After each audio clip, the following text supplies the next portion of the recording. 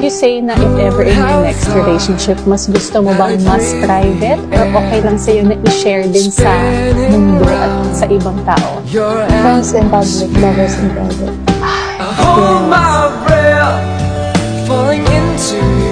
Masarap sa feeling na akala mo friends. And Jaren is one of my closest friends. Also very good friends with Kian.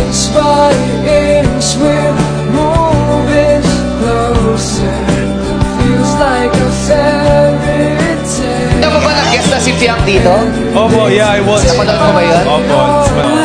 Ano naramdaman mo eh? Napanood mo yun? Nakaka-hurt ka pag gano'n. Di naman po. Di naman po.